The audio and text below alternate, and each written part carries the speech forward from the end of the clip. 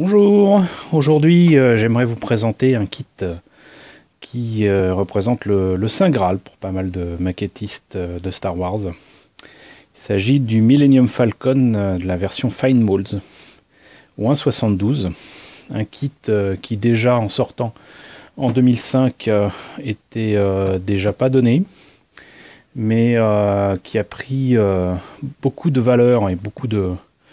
Enfin, a été vendu de plus en plus cher aux enchères par pas mal de gens sur le net, qui est resté très cher aussi lors d'une réédition, mais visiblement uniquement chez Revell Amérique, aux USA, quoique j'ai vu quelques kits supposés être, j'allais dire, professionnels de Revell qui reprennent les TIE Fighter et les X-Wing de Fine Molds, mais je n'ai pas vu en vente le Millennium Falcon, mais comme vous le voyez déjà, dans un premier temps, c'est que voilà, je pose ma main sur la boîte. Voilà. Donc vous voyez que la boîte est énorme, il n'y a pas d'autre mot, la boîte est énorme. L'illustration est superbe, mais c'est donc une boîte qui est vraiment très grosse, très grande, mais surtout qui est remplie de pièces. Voilà, c'est une version 1.72.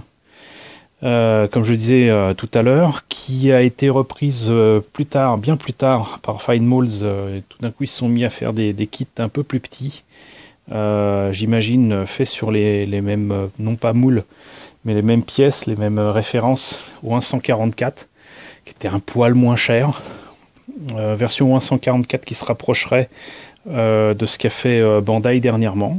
Bandai va là, bientôt, dans très peu de temps, sortir un Perfect Grade du Millennium Falcon au 1.72, donc j'imagine dans une boîte aussi grosse que celle-ci, mais très certainement très différente. Et que vous dire de plus? Déjà, on observera que, tout comme les précédentes boîtes de Fine Molds que je vous ai présentées, la boîte n'est pas couverte, en tout cas ici, de texte en japonais, alors que c'est un kit japonais, mais bel et bien de texte en anglais. Hop, on va tourner un peu ça en espérant que j'arrive à filmer. On va essayer.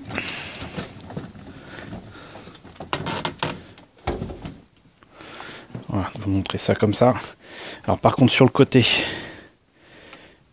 on a par contre effectivement des indications en japonais, mais quelques belles photos du modèle monté et peint. Une précision qui est toujours bonne à prendre, indiquant qu'il ne s'agit pas d'un jouet. Qu'il faut visiblement évidemment peindre et monter tout ça avec de la colle, qu'il contient plus de 900 pièces, qu'il contient 11 figurines on screws. Bon. Ah oui, bah oui, il y a des vis pour monter certaines pièces. Il y a besoin d'un tournevis et d'une paire de ciseaux. Voilà, le montage final ferait donc dans les 438 mm, donc je dirais 44 cm quand même. Voilà, et comme je vous le disais tout à l'heure, donc le kit date de 2005. Qu'est-ce qu'on a là? Les indications peut-être, voilà, c'est le 6e qui était sorti chez Fine Molds. Voilà, c'est ce que je cherchais. À l'époque, quand on le prenait vraiment directement, il était à 19 000 yens, ce qui fait j'allais dire, dans les 170-180 euros, même au Japon. Donc, sans frais de port, sans rien, voilà, c'était un kit qui était déjà pas donné. J'en profite pour remercier les amis qui m'ont offert ce kit-là.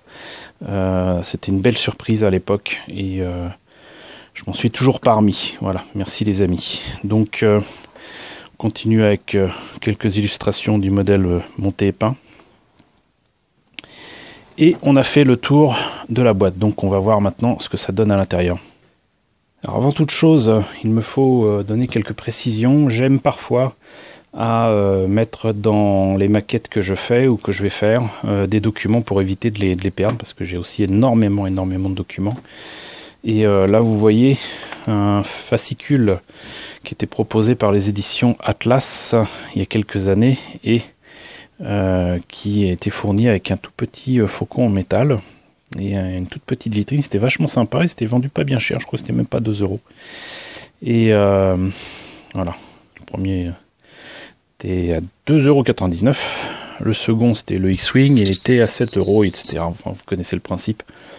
Plus vous en prenez, plus ça coûte. Donc j'avais pris que ça, mais il y a un beau fascicule et beaucoup d'informations, beaucoup de photos qui peuvent toujours être utiles pour faire sa maquette. Et là par exemple j'avais aussi un fascicule qui était lié à une collection aussi, je sais plus si c'était Atlas ou quoi, mais voilà. À l'époque c'était intéressant, mais depuis j'ai trouvé mieux. Donc ça c'était pas dans la boîte. Par contre, là ce que je vais vous présenter maintenant, c'était dans la boîte japonaise. Donc déjà un peu de pub. 2005, je le rappelle, venait de sortir la Orange Décide, donc ce document était tout ce qu'il y a de plus dans l'actualité du moment. Des pubs pour des cartes de crédit, ils aiment bien ça au Japon, des cartes de crédit personnalisées, avec ici des images de Star Wars, des figurines, si je ne me trompe pas, de Kotobukiya, voilà, un 7e, c'est pas petit, des montres, des figurines de, je sais pas qui c'est, Tommy, chez Tommy. Voilà, un petit peu de tout. On s'en fout, on n'est pas là pour parler de ça. Par contre, vous voyez un petit peu ce qu'il en est pour cette boîte. Je n'ai pas encore totalement ouvert la boîte. La boîte est ici, mais là, vous voyez, il y a un autre élément qui est dessus. Et avant ça, il y a la notice. Je ne sais pas si je vais faire la notice ou présenter les pièces d'abord. Peut-être la notice. Allez, on va faire ça dans l'ordre. C'est tellement énorme que je peux pas cadrer correctement. Donc les instructions en noir et blanc, un peu comme pour les maquettes que je vous avais déjà présentées de Fine Molds autour de Porco Rosso, et puis aussi du TIE Interceptor, si je me rappelle bien, du TIE Fighter. Donc un historique visiblement du YT 1300, les pièces en présence, 1 et 2 pages. Hein. Ça veut tout dire. On commence par la cabine, comme souvent, avec les engins, qu'ils soient spatiaux ou aériens. Apparemment, il y a des décalcos à placer, mais ça, on s'en doutait qu'on n'allait pas peindre les panneaux qui sont à l'intérieur. Il y a différentes figurines qui permettent de représenter des scènes soit de Star Wars, soit de l'Empire contre-attaque, visiblement. Du coup, on a 2 Han Solo différents, ou du moins peut-être... non, apparemment, ils sont différents. J5I, J5-2. Donc, c'est que ça doit être différent. Donc, on fait son choix de scénette à placer dans la cabine de pilotage. Ensuite, il y a tout le reste de la cabine et le couloir, l'antenne parabolique, qui n'aura jamais été aussi détaillée de mémoire de maquette en plastique injecté. Ce que j'appelle moi les gun pits, c'est-à-dire les canonniers qu'il y a au-dessus et en dessous du faucon. Ce qui a souvent été appelé docking rigs, donc les endroits où on peut s'amarrer pour pouvoir rentrer dans le vaisseau a priori. Les trains d'atterrissage, pas les mandibules, mais la partie centrale, on va dire, des mandibules, les mandibules, les parties gauche et droite, enfin bâbord et tribord, les petits détails à mettre ici et là pour l'intérieur du kit. Alors c'est amusant parce qu'ils ont choisi exactement la même solution que le kit d'AMT ERTL, comme quoi. Beaucoup de détails ici et là. Énormément de pièces à mettre sur la partie arrière, la partie, on va dire, moteur du Faucon. Mais vraiment énormément, quoi. 1, 2, 3, 4 étapes, 5 étapes, 6 étapes, pratiquement 2 pages, 4 pages, rien que pour tout ça.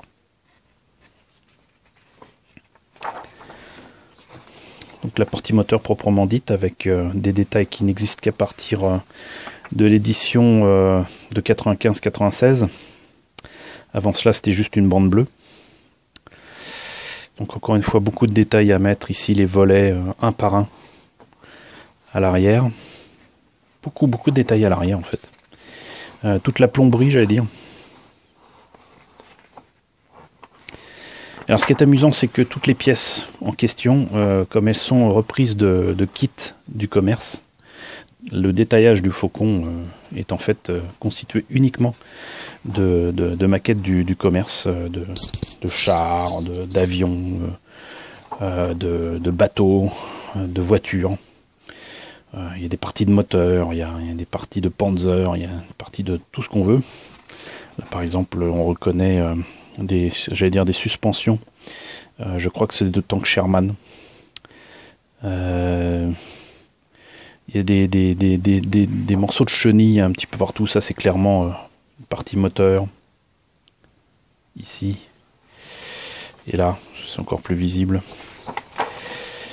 Et donc, du coup, chacune de ces pièces permet de se rendre compte que le Faucon n'est qu'un immense kit bash, quelle que soit l'échelle à laquelle il a été réalisé pour les modèles de tournage des films.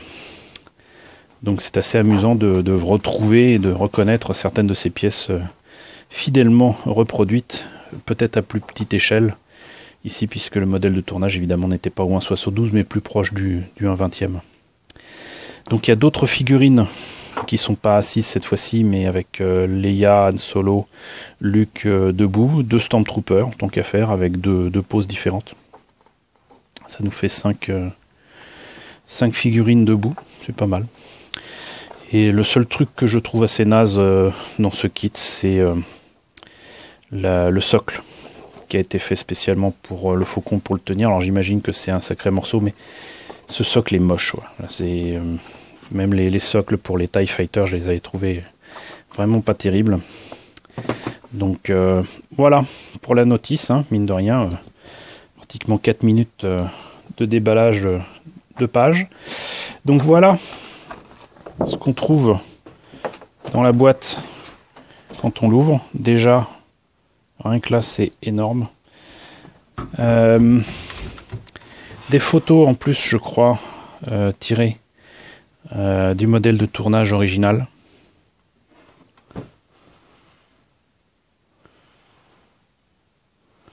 Ce qui ne gâche rien, puisque ça permet de le reproduire à l'identique. Ce qui prouve aussi que Fine-Mols a pu approcher de près le modèle de tournage en question. Et voilà ce que ça donne pour la boîte elle-même. Oups, qui ne veut pas tenir. Je vais mettre ça comme ça. Donc, on a là la partie supérieure du Faucon. Vous observerez que chacune de ces pièces tient magnifiquement bien avec des pièces en carton. Et je vous laisse admirer la finesse de tout ça. Un petit peu plus de lumière, voilà. Et d'ailleurs, puisqu'on en est là, j'ai en profité pour faire une petite comparaison. Bougez pas. Alors ça va faire hurler pas mal de puristes, mais je tenais à faire une petite comparaison avec le très vieux kit de 1980 du Faucon. Voilà. C'est dans 80 ou peut-être même 78, parce que si je me rappelle bien, j'avais la pub Dante Junior, mais bon, mes souvenirs sont assez vagues. Je crois qu'on avait eu une vague de publicité avec des produits Gardes Étoiles très tardifs, alors que l'Empire Contre-Attaque venait de sortir aux États-Unis. Mais bref, donc le kit qui a en tout cas nettement plus de 37 ans, peut-être pas loin de 40. Et donc là, vous avez pu quand même voir la qualité de cette pièce-là.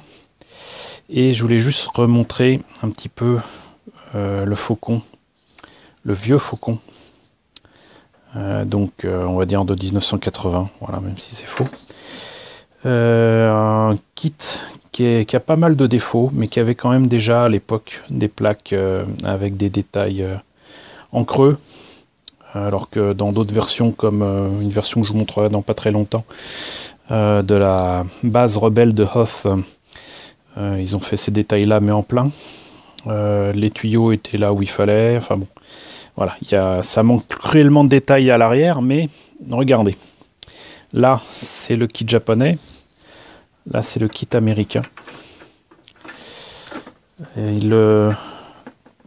sur les bords, il le dépasse de facilement 1 cm. Donc, si ce kit-là est au 1,72, ça veut dire que celui-là est, je dirais, proche du 1,60. Donc voilà. Pas de réflexion particulière sur la qualité de l'un ou de l'autre. Il est évident que le kit de Fine Modes est en termes de détails, comment dirais-je, de niveau de complexité, mais surtout d'accuracy, comme on dit en anglais. Il est nettement supérieur à ce modèle-là, c'est évident, ne serait-ce que même pour la courbure du kit. Lui, il est beaucoup trop plat, alors qu'il est beaucoup trop épais. Celui-ci est un petit peu plus rond. Je ne sais pas si ça se voit ici, mais c'est léger, mais bon, c'est beaucoup plus proche, évidemment, du modèle de tournage.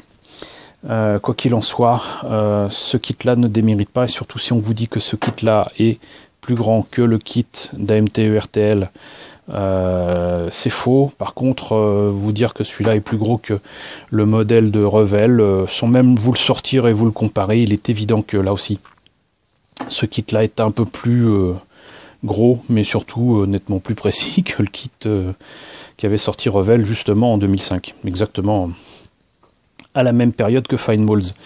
Mais c'est pas les mêmes tarifs, voilà, je le répète, il y a 12 ans déjà. Ce kit coûtait dans les 170 €. Ce kit-là, vous le trouviez facilement pour 20 ou 30 $. C'est-à-dire qu'à l'époque, je pouvais l'avoir pour 20 €, quoi. Donc voilà, c'était une petite comparaison rapide. Voilà. C'est pas facile de vous montrer ça. Voilà. Donc celui-ci est beaucoup plus gros, mais avec un peu de patience et de témérité, j'allais dire, il est possible d'en tirer le meilleur. Je pense l'avoir déjà prouvé avec plusieurs modèles que je vous ai présentés, montés et peints. Voilà, voilà. Ce petit aparté fait, on va quitter cette pièce-là. Je vais essayer de remettre avec le bout de carton qui va bien. Vous apprécierez pour une fois le fait que, mine de rien, malgré les déménagements, ce kit a finalement assez peu souffert des déplacements, mais c'est certainement dû aussi au fait que le carton ici de Fine Moulds est quand même très épais et participe de la sauvegarde des pièces qui sont à l'intérieur, quoi. Ça, c'est un peu léger, c'est pas très épais, alors que bon, sans être de la double cannelure, ça le fait. Voilà, surtout quand il y a plusieurs épaisseurs. Du coup, on a du double, de triple cannelure assez efficace. Donc là, on a déjà un premier carton avec le reste de l'engin, la partie inférieure, c'est-à-dire que sans les détails, sans aucun détail, boum. Je me rends compte en plus que ça se clipse. Je pensais que ça se collait, mais non. Ça se clipse. Bon, je vais éviter de faire des bêtises, mais voilà. Déjà, le faucon, là, on l'a. Et là, vous voyez que là, il tient dans ma main. Et c'est un beau bébé. C'est un très beau bébé. Donc la partie inférieure est du même acabit que la partie supérieure. Hein. Le plastique est quand même assez épais, c'est pas du plastique très fin. Donc j'imagine que ça participe aussi de, comment dirais-je, ça évite de mettre des structures à l'intérieur pour que ça puisse tenir. Parce que si ça avait été trop fin comme sur des maquettes Hasegawa ou Fujimi, vu la taille de l'engin, ça n'aurait pas tenu. Donc voilà. D'ailleurs on en profite pour montrer que là, mettre des indications légales à l'intérieur des pièces, c'est loin d'être bête. Hein. Donc 2005, Lucasfilm, machin, Millennium Falcon, c'est à l'intérieur, ça gêne personne. Ça c'est bien. Hein. Certaines sociétés devraient en tenir compte.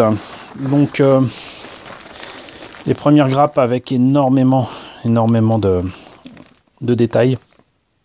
Ici les moteurs, ici les trains d'atterrissage, toujours les trains d'atterrissage, les volets extérieurs, et on a 3 grappes A totalement identiques avec aussi les grilles pour l'arrière du Faucon. Beaucoup de ces détails là, que ce soit ceci ou ceci, d'ailleurs ont été proposés en ce qu'on appelle en aftermarket, ont été proposés en photo découpe. Je les ai pas achetés parce que bon, même si ça ajoute pas mal de détails, c'est pas que j'en vois pas l'intérêt, c'est que j'ai un peu de mal avec la photo découpe. La plupart du temps je foire tout. Faut découper ça correctement, faut placer ça correctement, faut pas foutre en l'air la pièce. Et en plus de ça, faut mettre de la super glue avec laquelle je n'ai jamais été très à l'aise. Et la plupart du temps, je foire mon coup. Donc mettre, je vais dire, l'équivalent du prix de cette maquette-là dans une planche de photo découpe pour améliorer le détaillage du kit, bof bof. D'autant qu'il y a énormément de boulot ensuite à faire sur des pièces d'origine, donc entre guillemets les abîmer. Et si on n'est pas content du résultat, bah oualou. Donc à la limite, pour le kit d'AMT ERTL, ouais. Pour ce kit-là, bof. Deuxième boîte sur 3. Le reste des détails, je pense que ça va être assez imbitable à présenter. Mais alors c'était marrant, parce que là du coup, là encore il y a du carton là qui protège ici, pour éviter que ça... Voilà. Donc les fameuses vis qui étaient indiquées sur la boîte. Là, des parties du poste de pilotage. On notera d'ailleurs que le poste de pilotage est ici. Bah, je l'ai vu. C'est que je l'ai vu. Là. A proposé sans partie transparente pour l'instant. La partie transparente y est évidemment, mais si vous voulez faire exactement comme le modèle de tournage, il n'y a pas de partie transparente sur les modèles de tournage parce qu'il y a trop de risques que les lumières alentour lors du tournage des scènes se reflètent sur les parties transparentes. Donc du coup, que ce soit ici, là ou là, si vous les faites vides, ça correspond à ce qu'on voit dans les films. Est-ce que c'est une planche de décalque que j'ai là? Oui, voilà. Alors ça c'est la particularité de ce kit aussi, c'est qu'il y a plein de décalcos avec les parties sur le Faucon si on n'a pas envie de s'amuser à les peindre et si on veut avoir exactement la peinture écaillée exactement comme sur le modèle de tournage des films. C'est ce qu'il faut prendre, voilà. Et donc ça c'est les pièces blanches à mettre sur les panneaux du cockpit, visiblement. Ça c'est bien. Ici on a là, donc c'est ce que je disais, hein, les parties transparentes pour le cockpit et les parties transparentes pour les gun pits. C'est pas très loin de la taille du kit AMT ERTL, encore une fois. Voilà. Ici, beaucoup de tuyaux, mais surtout les personnages. Donc les personnages debout, les personnages assis. Et de fort beaux personnages. Hein.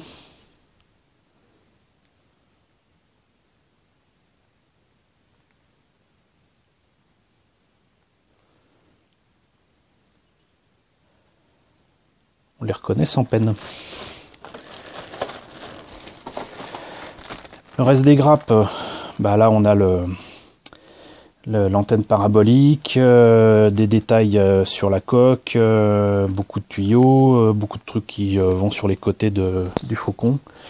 C'est pas que je le connaisse par cœur, mais pas loin.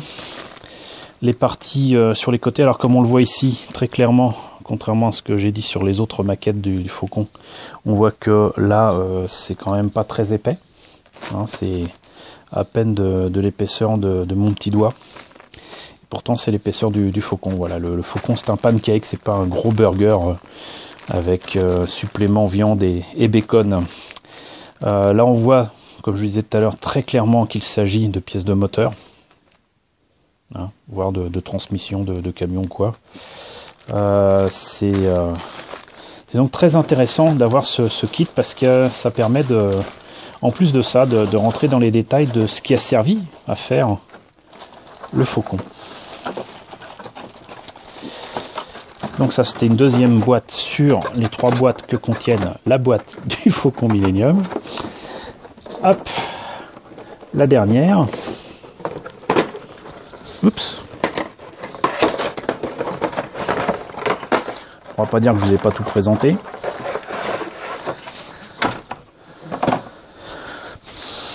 Alors, donc, particularité des docking rings, c'est que bah justement l'anneau dont il manque les détails sur la version d'AMT-ERTL est ici et le reste du docking ring est là, donc ça permet de peindre différemment surtout de détailler cette partie là avant de mettre cette partie-ci. Donc encore une fois, d'autres pièces qui prouvent qu'on a utilisé des boîtes de vitesse, des moteurs, des trucs comme ça. Ici c'est très clairement, je me demande si c'est pas les bougies qu'il y a sur les moteurs. En tout cas là c'est un moteur, ça c'est sûr. Et on a là 2 grappes identiques. De même qu'ici, parce qu'il s'agit des pièces essentiellement pour comment dirais-je, les baies de train d'atterrissage, les canons, donc le gun pit, là aussi pareil, 2 grappes identiques. Et on termine sur le socle, que je trouve très sincèrement, franchement, pas terrible, en tout cas pour le Faucon. Je l'utiliserai certainement pour d'autres projets, des hangars ou quoi, mais là non, il n'est pas question que j'utilise ça sur cette maquette. C'est trop moche. Donc voilà, je crois que j'ai fait le tour des pièces proposées dans cette énorme boîte du Faucon. C'est certainement un des kits les plus gros que j'ai en termes de boîte.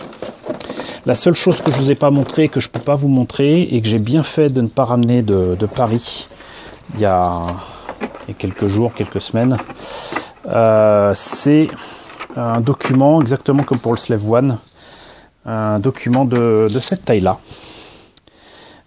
qui représentait le Faucon sous toutes ses coutures et qui permettait de savoir comment peindre ou placer des détails, etc. C'est quelque chose que j'avais punaisé sur mon mur à Paris et qui m'avait permis de faire pas mal de faucons, mais pas celui-ci. Des petits faucons, des moyens faucons, enfin les faucons montés et peints que je vous ai déjà présentés. C'est grâce à ce document-là.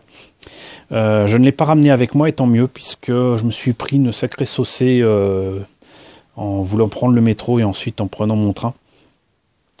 Et si je l'avais ramené, bah c'est simple, ce document aurait été sinon abîmé, sinon détruit.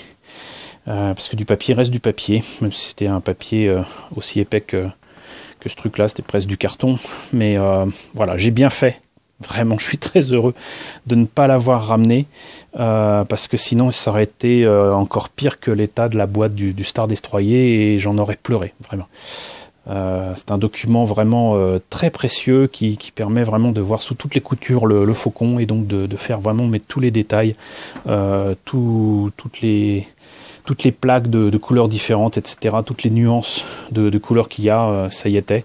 En fait, c'est ni plus ni moins que, voilà, que ça, avec toutes les autres vues, avant, arrière, le dessous, la totale. Donc voilà. C'est la seule chose que je peux pas vous montrer aujourd'hui, mais dès que j'arrive à le ramener chez moi, je ne manquerai pas de vous confier ce document que vous puissiez voir et apprécier ce superbe objet, cette espèce de poster. Voilà.